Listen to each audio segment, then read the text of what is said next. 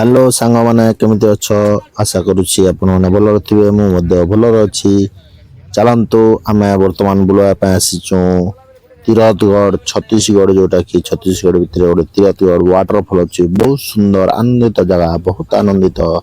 ଆଉ ଏତେ ସୁନ୍ଦର, ଏତେ ମାନେ ଟୁରିଷ୍ଟ ମାନେ ଭିଡ଼ ରହୁଛନ୍ତି। ଚାଲନ୍ ଆପଣମାନଙ୍କୁ ଭିଡ଼ିଓ ମାଧ୍ୟମରେ ସବୁ କିଛି ଦେଖେଇବି। ଭିଡ଼ିଓଟା ଦେଖିକି ଆପଣମାନଙ୍କୁ ଭଲ ଲାଗିଥିବ ଲାଇକ୍ କରିବେ, ସବସ୍କ୍ରାଇବ୍ କରିବେ, କମେଣ୍ଟ କରିବେ। ନିଶ୍ଚୟ କମେଣ୍ଟରେ ଜଣାଇବେ ୱାଟରଫଲ୍ଟା କେମିତି ଲାଗିଲା। ଚାଲନ୍ତୁ ଭିଡ଼ିଓଟା ଶେଷ ପର୍ଯ୍ୟନ୍ତ ଲାଗି ରହନ୍ତୁ। ଏ ଦେଖୁଛନ୍ତି ବର୍ତ୍ତମାନ ୱାଟରଫଲ୍, ଯେଉଁ ତିରଥଗଡ଼ ୱାଟରଫଲ୍ ପାଖରେ ଆମେ ବର୍ତ୍ତମାନ ପହଞ୍ଚିକି ମାର୍କେଟ ଦେଖୁଛୁ। ମାର୍କେଟର ଗେଟ୍ ଅଛି, ସେରେ ଟିକଟ କରାହେଉଛି। ଆଉ ସେ ଟିକଟ ମାନେ ଜଣକୁ 50 ଟଙ୍କା ଲେଖା ଟିକଟ ନେଉଛି। ଆଉ ସେ ୱାଟରଫଲ୍ ପାଖରେ ଫରେଷ୍ଟ ଡିପାର୍ଟମେଣ୍ଟ ଯାକ ଟିକେଟଟା କଟେଇକି ପବ୍ଲିକ ବା ଟୁରିଷ୍ଟକୁ ଛାଡ଼ୁଛନ୍ତି। ଆଉ ବହୁତ ମାର୍କେଟ, ବହୁତ ମାନେ ଖେଳଣା, ବହୁତ ବହୁତ ସୁନ୍ଦର ଖାଇବା, ସବୁକିଛି ଏ ଜାଗାରେ ମାନେ ମହଜୁଦ ରହିଛି।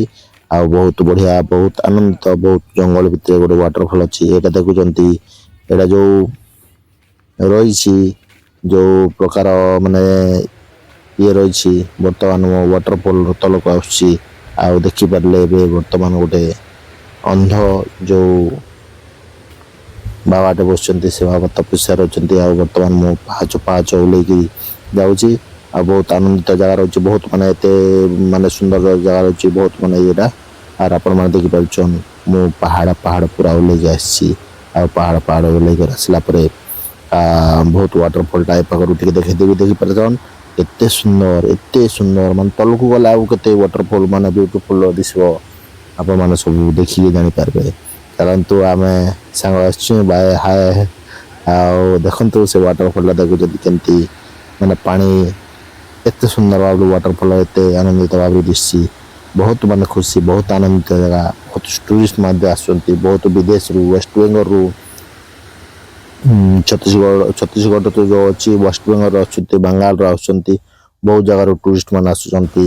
ଆଉ ଏ ଦେଖୁଛନ୍ତି ବହୁତ ମାନେ ପାହାଚ ଏତେ ତଳକୁ ଗଲେ, ଏତେ ତଳ ଗଲା ପରେ ତାର ସୌନ୍ଦର୍ଯ୍ୟଟା ଆପଣମାନେ ଜାଣିପାରିବେ। ସୌନ୍ଦର୍ଯ୍ୟ କେତେ ସୌନ୍ଦର୍ଯ୍ୟ ରହିଛି, କେତେ ଆନନ୍ଦିତ ରହିଛି, ଏତେ ସୁନ୍ଦର, ଏତେ ମାନେ ୱାଟରଫଲ୍ ଫରେଷ୍ଟ ଡିପାର୍ଟମେଣ୍ଟ ଯେଉଁଟା ୱାଟରଫଲ୍କୁ ସଜେଇକି ରହୁଛନ୍ତି ଟୁରିଷ୍ଟମାନଙ୍କ ପାଇଁ, ବହୁତ ଆନନ୍ଦିତ ହେବା ପାଇଁ, ବହୁତ ଇଏଟା ରହି।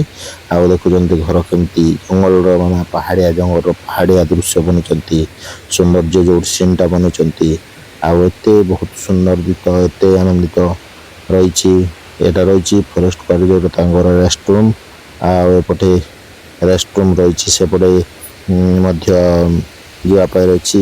ଆଉ ଏ ପାଖରେ ଦେଖୁଛନ୍ତି ଏଠି ଶିବ ବାବାଙ୍କର ମୂର୍ତ୍ତି ରହିଛି, ଏଠି ପୂଜା ପାଉଛନ୍ତି। ଏଠି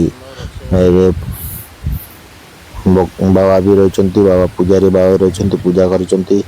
ଆଉ ଶିବ ଠାକୁର ଏଠି ପୂଜା ପାଉଛନ୍ତି। ଆପଣମାନେ ଜାଣିଥିବେ ପ୍ରତ୍ୟେକ ୱାଟରଫଲ୍ ଜାଗାରେ, ପ୍ରତ୍ୟେକ ଜାଗାରେ ବହୁତ ଆନନ୍ଦିତ ଜାଗାରେ ଶିବଙ୍କର ଲୀଳା, ଶିବଙ୍କର ଆବିର୍ଭାବ ହୋଇଥାଏ। ଯେକୌଣସି ଆପଣ ୱାଟରଫଲ୍ରେ ଯାଆନ୍ତୁ ମଧ୍ୟ ଶିବଙ୍କର ସେଇ ବାସସ୍ଥଳୀ ହୋଇଥାଏ। ଆଉ ସେ ଜାଗାଟା ବହୁତ ମାନେ ଶିବର ଲୀଳାମୟ ଦୃଶ୍ୟ ହୋଇଥାଏ। ଆପଣ ଚାଲନ୍ ଦେଖୁଛି ୱାଟରଫଲ୍ କେତେ ସୁନ୍ଦର, ଏତେ ମାନେ ସୁନ୍ଦର ଭାବରେ ୱାଟରଫଲ୍ ମାନେ ଓଡ଼ିଶାରେ କେଉଁ ଜାଗାରେ ମଧ୍ୟ ଏମିତି ୱାଟରଫଲ୍ ନାହିଁ। ଆଉ ଦେଖିପାରୁଥିବେ ମୋର ପଛପଟେ ଯେମିତି ୱାଟରଫଲ୍ଟା ପାଣି ବହି ଚାଲିଛି। ଗୋଟିଏ 200 ଫୁଟ ହାଇଟ୍ର ୱାଟରଫଲ୍, ଯେଉଁଟାକି ଉପରେ ଆସି ପାଣି ବହୁଛି, କେତେ ସୁନ୍ଦର ଦିଶିଛି, କେତେ ଆନନ୍ଦିତ ଦିଶିଛି, ସେଇଟା ଦୃଶ୍ୟ ମଧ୍ୟ ଦେଖି ଜାଣିପାରୁଥିବେ। କାରଣ କେମିତି ପାହାଚ କେତେ ପାହାଚ ହେଇକରାଛି। ଆଉ ସେ ପାହାଚ ଯେଉଁ ପରା ଯେଉଁ ଇଟ ଉପରେ ଯେଉଁ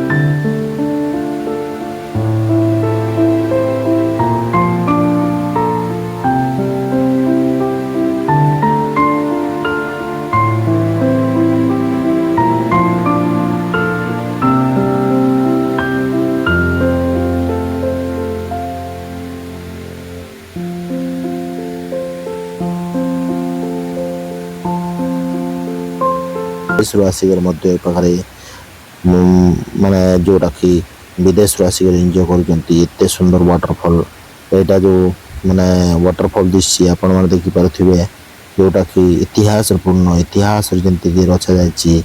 ଯେମିତିକି ଇତିହାସ ଯେତେବେଳେ ସେଇ ସତ୍ୟ ଯୁଗରେ ଯେମିତି ଇତିହାସରେ ଗଢ଼ା ଯାଇଥିଲା ସେମିତି ବୋଲି ୱାଟରଫଲ୍ ଗଢ଼ାଯାଇଛି। ଆରୁ ଏତେ ସୁନ୍ଦରମୟ, ଏତେ ଆନନ୍ଦିତ ଲୋକ ଖୁସି ହେଇ ଏତେ ମାନେ ଖୁସି ହେଇକରି ଆସିକରି ଏଇ ଜାଗାରେ ଏନ୍ଜୟ କରୁଛନ୍ତି। ବହୁତ ମାନେ ପିକନିକ୍ ଟୁରିଷ୍ଟ ଆଉ ବହୁତ ମାନେ ଫ୍ୟାମିଲି ଆସି ମଧ୍ୟ ଏଇ ଜାଗାରେ ଏନ୍ଜୟ କରୁଛନ୍ତି। ଦେଖୁଛନ୍ତି ୱାଟରଫଲ୍ କେମିତି ସୁନ୍ଦର ଭାବରେ ଅଛି। ଆଉ ଏଇଟା ଅଛି, ଏଇଟା ବ୍ରେକେଟ୍ ଦିଆଯାଇଛି ଏଇ ବ୍ୟାରିକେଡ୍ର, ଯେ ଏଇ ଜାଗାରୁ ସେପଟେ ମାନେ ଟୁରିଷ୍ଟମାନଙ୍କୁ ଛାଡ଼ୁନାହାନ୍ତି, କାହିଁକି ନା ବହୁତ ଗୁଡ଼ା ଟୁରିଷ୍ଟ ସେପଟେ ଯାଇକି ବହୁତ ମାନେ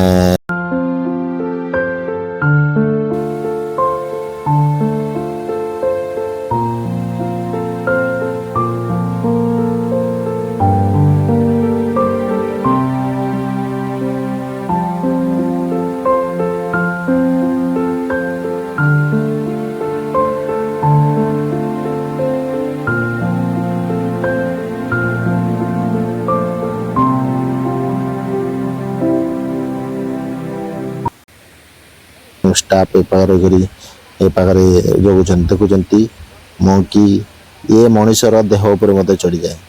ମଣିଷ ଏ ପାଖରେ ଥାଏ, ତା ଉପରେ ଚଢ଼ିଯାଏ। ମଣିଷ ମୋବାଇଲ ସେଲ୍ଫି ନିଏ, ତାର ମୋବାଇଲ ଯାକ ଛଡ଼େଇକି ନେଇଯାଏ। ସେମିତି ମଙ୍କି ଯାକ ରହୁଛି।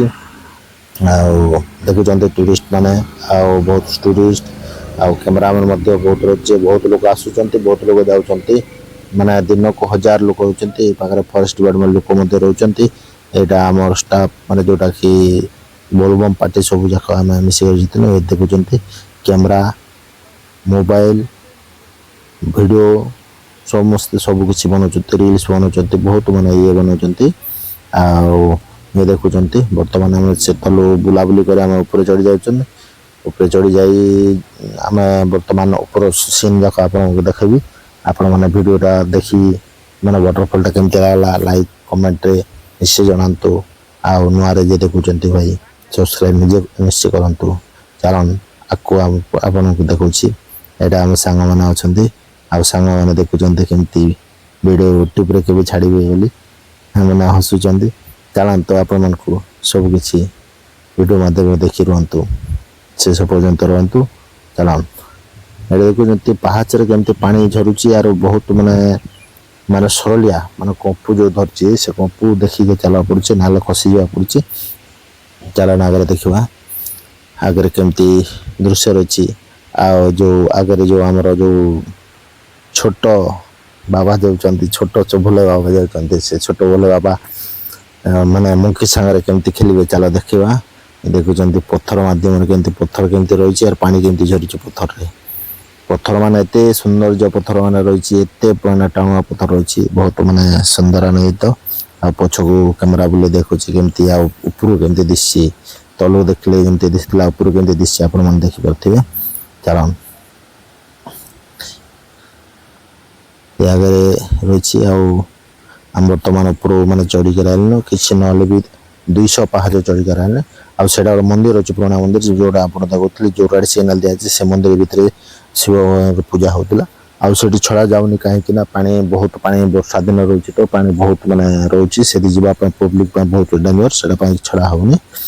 ଆଉ ବର୍ତ୍ତମାନ ଲାଗି ଏବେ ଚାଲିଛି ଦେଖୁନ ଇଏ ଆମର ସାଙ୍ଗମାନେ ମାଙ୍କଡ଼ ସାଙ୍ଗରେ ସେଲ୍ଫି ନେଉଛନ୍ତି, କେମିତି ମଜା କରିଛି ଦେଖ। ସାଙ୍ଗରେ ପାଖାପାଖି ବସିଛନ୍ତି, କେମିତି ଭାଇ ହାତ ଲଗନି କାମୁଡ଼ି ଦେବ ଦେଖିକି, କାହିଁକି ଦେଖୁନ ଧୀରେ ଧୀରେ ଧୀରେ ଧୀରେ ଧୀରେ ଏ ବାପରେ ହାତ ଲଗେଇଦେଲା। ଦେଖିଲ କେମିତି ହାତ ଲଗେଇଦେଲା।